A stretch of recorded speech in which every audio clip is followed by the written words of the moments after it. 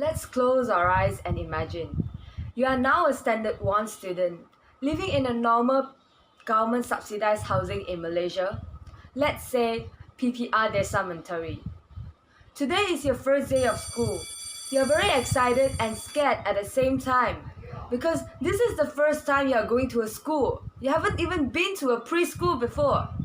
So you have no idea how it feels like to meet new friends, to study in a classroom, or to play in the school field. After school, you walk back from school alone, navigated the malfunctioned elevator, the dark and silent alley with pungent smell, and finally arrive at your home.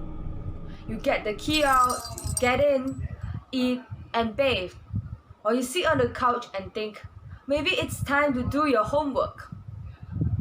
So you screen around the living room and you found out that the only table at your house, the dining table, is filled with leftover food, newspaper, and ladders. And you have no choice but to opt for studying on the floor in your living room. So you took out your pencil case and you start to do the questions. Question 1 was okay, then you proceed to question 2.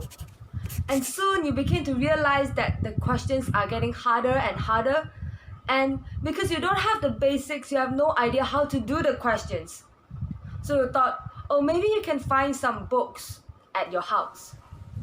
But there's no books or reference book at your house. You thought of maybe asking your parents for help, but your parents are mostly illiterate and they are busy with their part-time work until like midnight.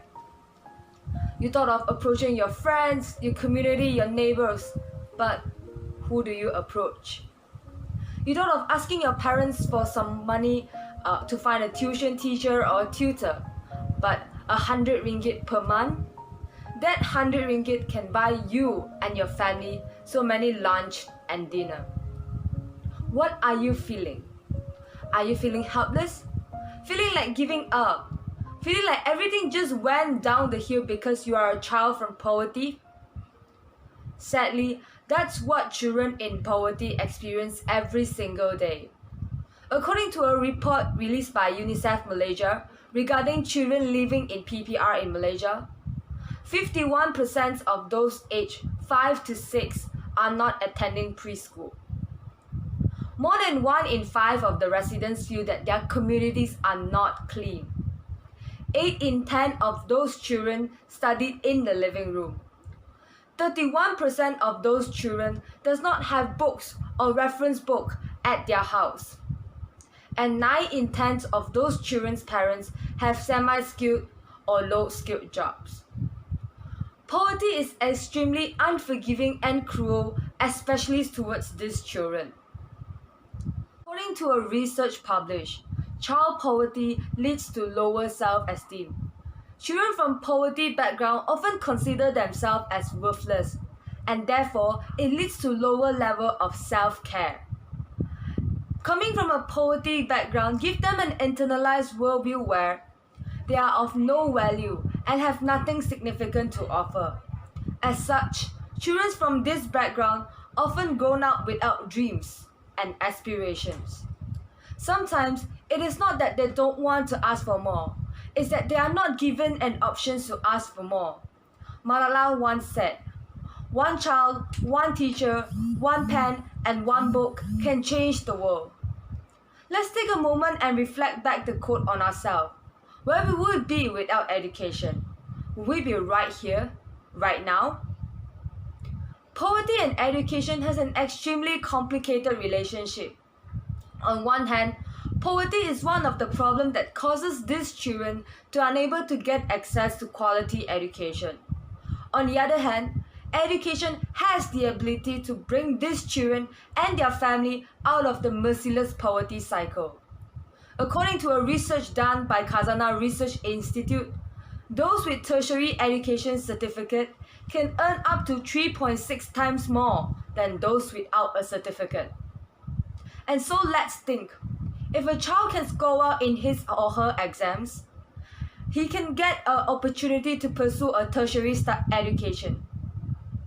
And from there, maybe he can get a better and a more decent job and support him and his family out of the merciless poverty cycle. And so I thought to myself, with so many inspiring college students out there eager to make a change in this world, what can we do to help?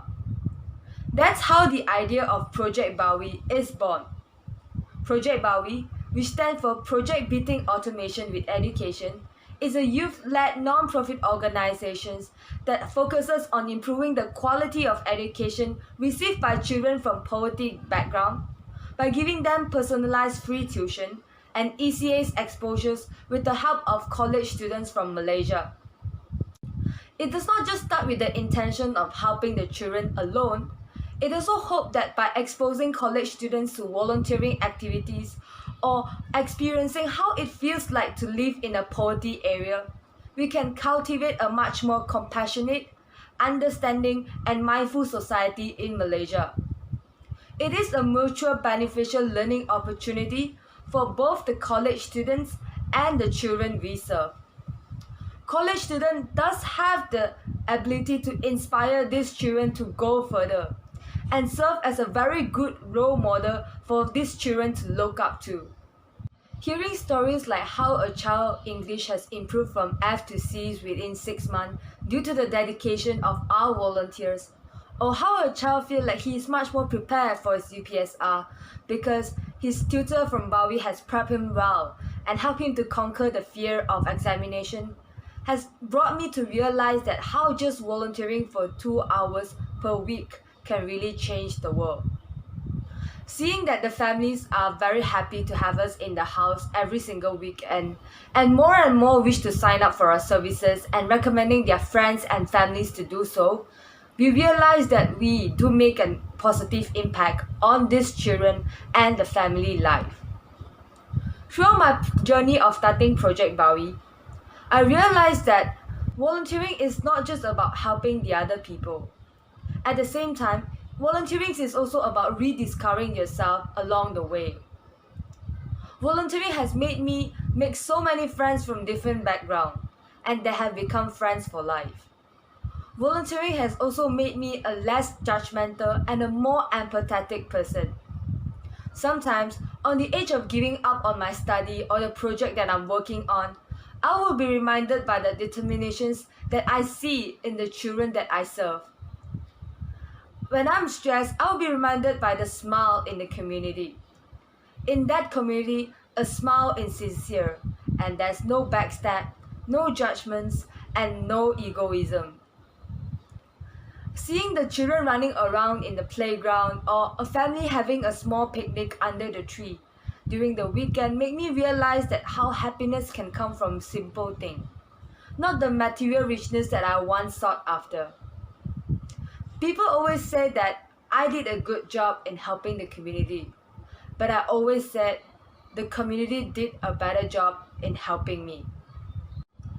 Today, we realize that poverty is one of the problems that causes these children to unable to get access to quality education. Today, we also recognize that education has the power and the ability to help these children and their family to get out of the merciless, never-ending poverty cycle. Today, we realize that we have the ability to make a change in their world, despite our age, our socio-economic background, and our status. One pen, one book, and a few hours can really change the world. So, what are you going to do today? Thank you.